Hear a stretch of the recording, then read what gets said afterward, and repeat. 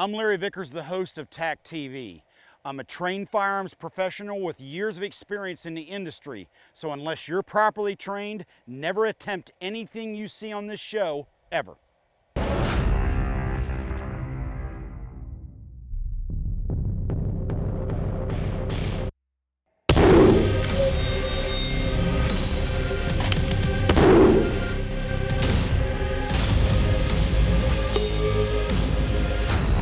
Now, in this episode of TAC-TV, we're going to do something a little bit different. Now, we've shot quite a bit prone with bolt guns like this AI PSR 338 at steel targets at distance up to including a mile.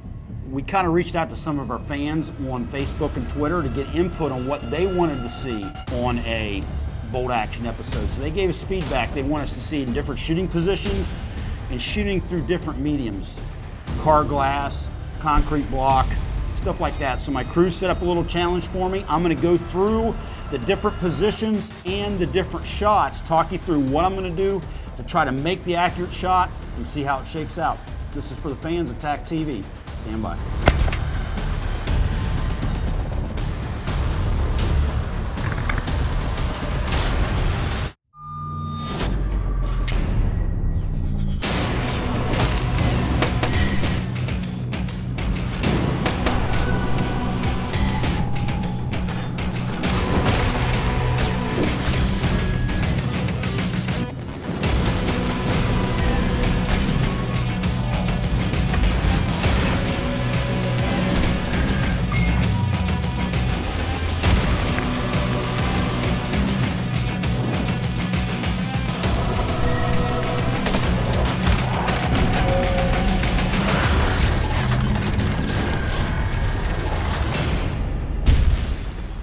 Okay, first challenge here is a standing shooting position in the corner of this building.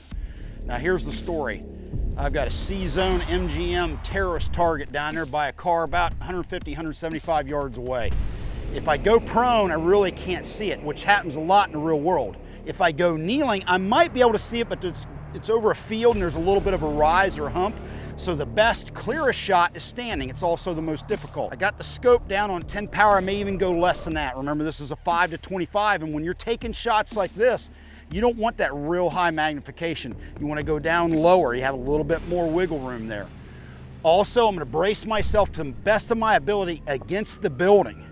Try to stabilize myself. Understand the front of the gun, the forearm is going to be braced, but the rear of the gun, essentially my pistol grip is not. So I'm going to tuck my arm into the best of my ability, pull the gun in tight, and when I see the reticle on the steel target, make sure I get a controlled squeeze. So I don't jerk the shot, but I can trigger the round off quickly and get a hit on target. So see how it goes.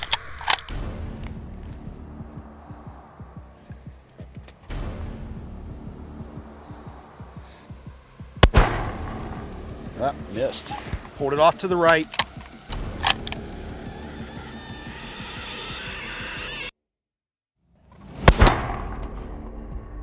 One hit, knocked him down. 338 from about 175 yards away. Biscuit, that is a bad day. First one I pulled off to the shoulder, I saw exactly where it went. I tracked the reticle. The second time, much better break. Pretty tough little position. Hopefully they get easier than this as we go on. All right, here's the plan in this position, gang. I'm gonna take you through standing and kneeling with two rifles, polar opposites in weight. This particular one is my Bravo Company training gun. It has the new aluminum magnesium key mod rail, Aimpoint Micro, Geisley trigger. It is very, very light. Plan is I'm gonna take an offhand standing 200-yard shot at that MGM full-size silhouette downrange. Everything goes right, I'll hit it. I'll grab a knee, I'll take a kneeling shot. Now this is unsupported, I'm not braced or anything like that. I'm just doing it, stand on my hind legs. Now, I'll do the exact opposite with the AI PSR. Teaching point here is you have to have two different techniques.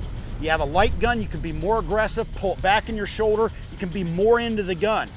When you have a gun like that AI PSR, which weighs a lot more, you gotta balance it more, be more on your heels and try to steady the gun in order to get the reticle on the target and make a shot. We'll see how it goes here. Bravo Company up first.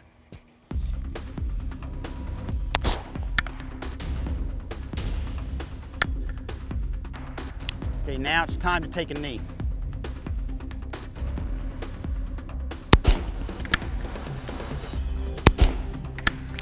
Okay, 4 for 4, no problems at all. Frankly, I'd been surprised if I didn't clean this, because I do this all the time in my classes. Now a heavy bad boy's coming up. All right, now I have the Accuracy International PSR up to the plate in 338 Lapua Magnum. Schmidt & Bender 5-25 PM2 sniper scope. Now for this shot, offhand, I'm gonna be in more of the mode trying to balance the gun, not so much control the gun. Or I'm gonna allow the weight of the rifle to more or less mitigate recoil. Not really gonna worry about follow-up shots. I'm gonna try to break a clean shot when the reticle is where it needs to be. All right, wish me luck.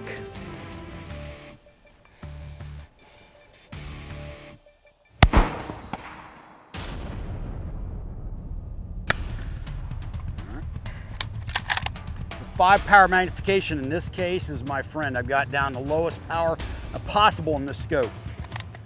All right, number 2 standing.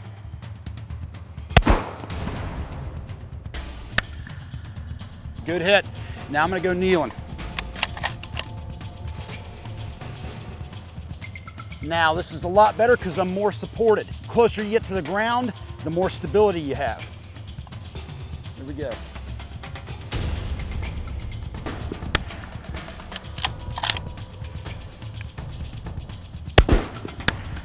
There you have it. Heavy gun like this PSR, in many cases, you're more in the mode of trying to balance the gun and standing, kneeling in other positions than prone. Either way, the way to figure this out on your own is come out to the range, gang, put a target down range, and bust some caps. This segment brought to you by Aimpoint and Wilson Combat. Okay, gang, we got a couple tests for you here. First one up is we're gonna shoot through an automobile. We're gonna shoot through both sides of this minivan at that MGM piece of steel on the other side. Back about 100 yards or so off the top of the TAC-TV Ford Raptor. First gun we're gonna use, Mark 12 Bravo Company SPR with green tip. Second gun, Accuracy International 308 bolt gun with 175 grain boat tail hollow point. And then finally, the Accuracy International PSR in 338 with 250 grain boat tail hollow point. My gut feeling, it's gonna sail right through it. I see this movie all the time when I teach classes with vehicle interdiction involved. The only area on the vehicle that's actually covered is the engine compartment. Every other area of the car, you have to assume that 9mm and above will sail right through, because oftentimes that's exactly what will happen. We're fixing to go hot, stay tuned. All right, first up, Bravo Company Mark 12 with green tip.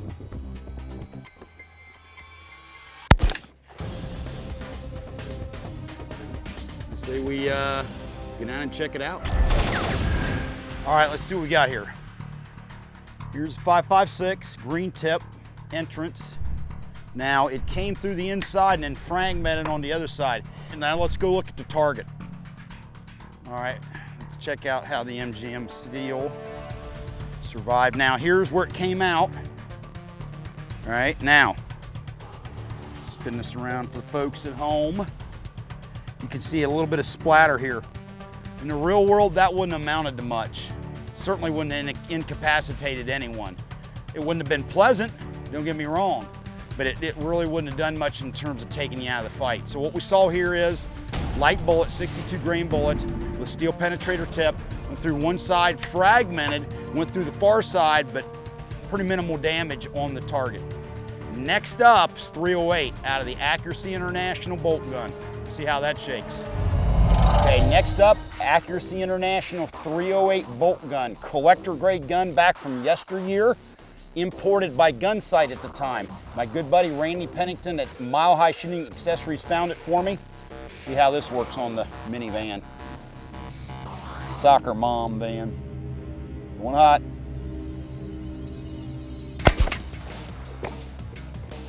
Since it knocked the steel down, something's telling me that it did the job. 30 caliber, dog. Okay, 7.62 hole right here. Went right through just above the armrest and went into that other door. There's our steel KIA. Exit hole from the 308. You can see it started to tumble and knock the steel down. No doubt that would have been a fatal wound. You can see the difference between almost 3 times the bullet mass of the 62 grain M855 5.56 round. All right, now we're gonna reset this and try it with the 338 Lapua. Probably gonna have a real similar result, but you know what? I've been surprised before. Shot one of these cards with a 12 gauge slug and it didn't even make it through the door. So we're gonna set it back up, shoot it. For the folks at home, make sure you stay tuned. Check it out. All right, it's time to light up the Mac Daddy. Going hot. Yeah, steel pretty much disappeared. Let's go down and check it out.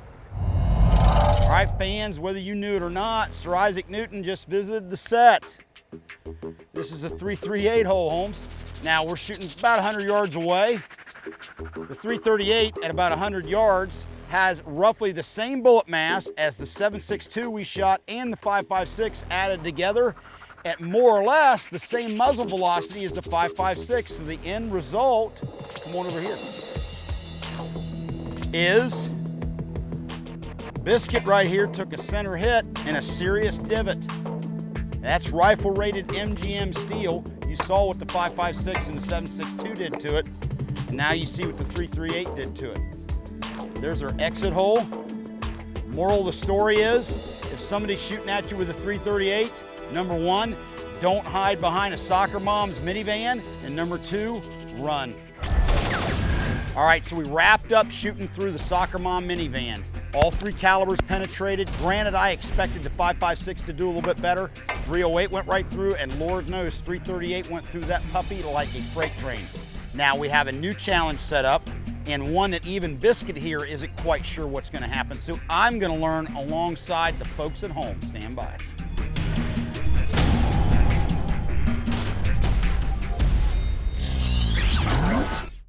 This segment is brought to you by Glock and Mile High Shooting Accessories. All right, it's time for the TAC-TV Unscientific Cinderblock Challenge. What we have here is a cinder block placed sideways and with a little bit of a load on top. We have another cinder block and some sandbags, and that's to somewhat simulate the load of a wall per se in a warehouse or wherever the case may be. And this is you hiding behind cover. Now we're gonna back off at 100 yards and over the front of the TAC-TV Raptor. We'll see what happens. I am waiting on the edge of my seat just like you at home. All right, first up for the Cinderblock Challenge, the Bravo Company Mark 12 with green tip. On the lock and load. Go.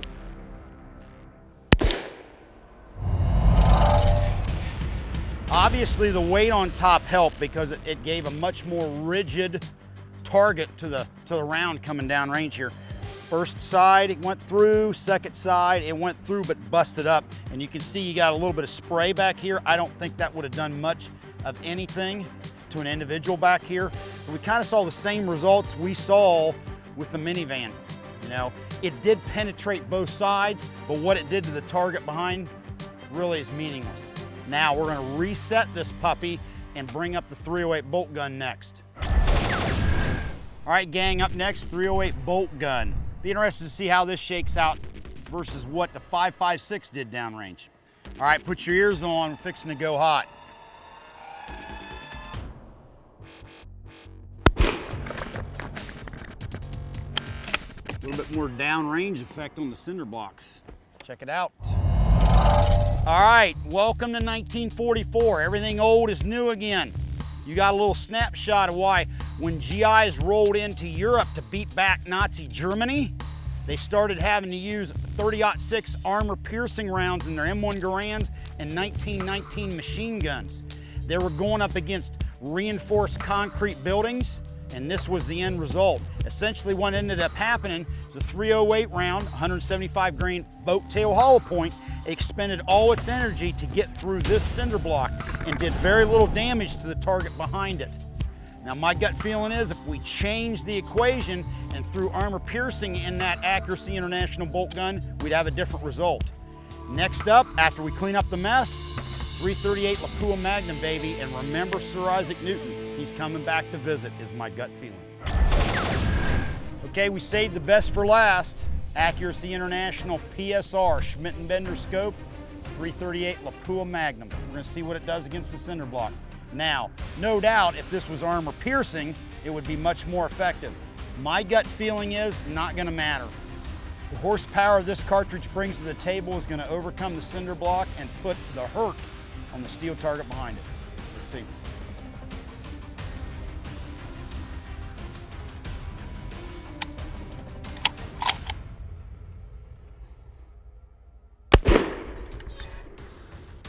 Yes, sir. 338 came, baby. Came went. 338 Lapua. Does it play? As you can see, a significantly different result from either the 5.56 or the 308.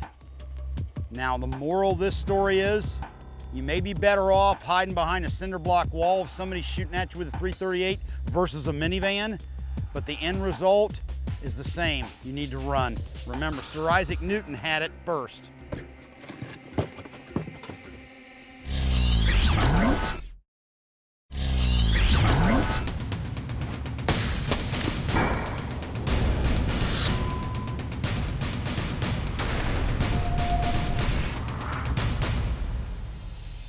All right, I'm out here with Randy at Mile High Shooting Accessories, and we're fixing to go through the details of the PSR. But before we do that, Randy, if you would, take us back to when you started the company and how you eventually evolved into handling Accuracy International products.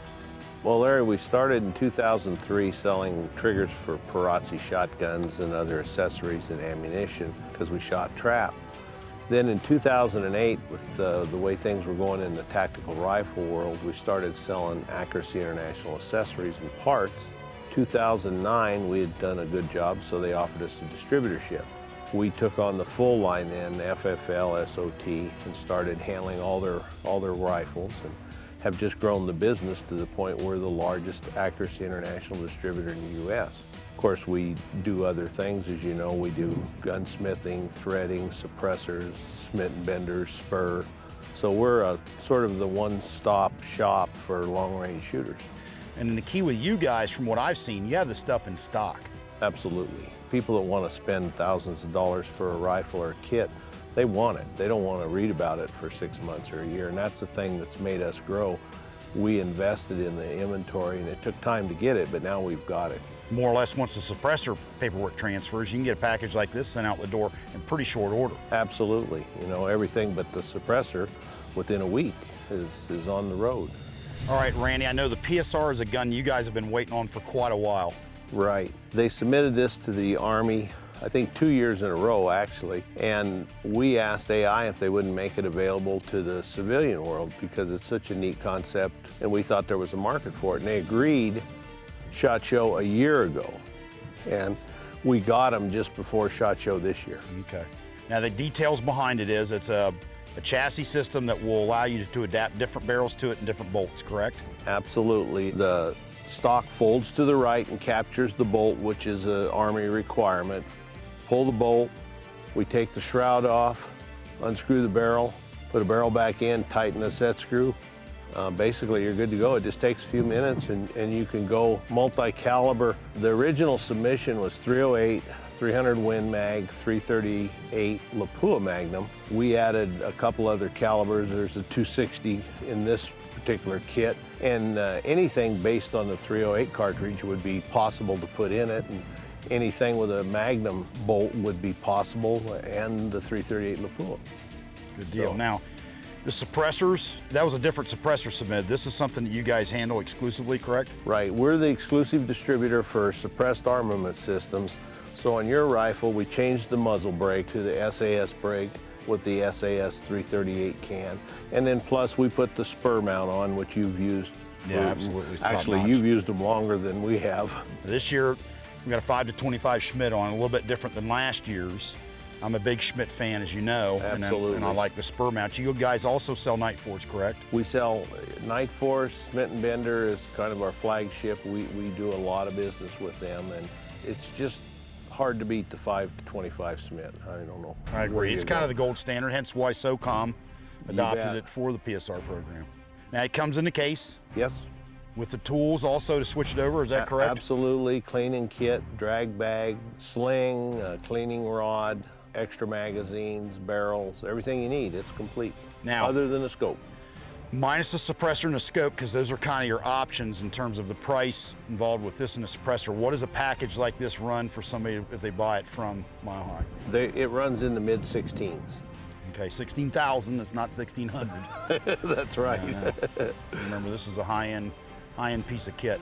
But one of the features, like we talked about, you save 2 scopes, or 3 if you got, more calibers. So it's not so bad. You can work on your trigger control, the bolt operation, and do the follow through. And if you get those things down, that muscle memory, then when you go to the big gun, hopefully they stay with you. Well, cool. I appreciate you coming out here. We had a great time shooting the gun last year. And I know you wanted to make a special trip to come out and bring this gun for us to light it up here at Gun Sight for this season of TAC-TV. I appreciate you coming, brother. Absolutely. Can't wait to get behind it.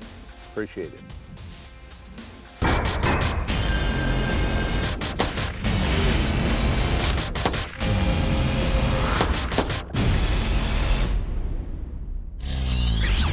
Hey fans, this show was at your request. We heard your feedback on what you wanted and we delivered. We had a good time filming it. I hope you enjoyed it. And last thanks goes out to Randy Pennington of Mile High Shooting Accessories. He helped make this happen. Stay tuned for more TAC-TV next week, right back here. Have a good one.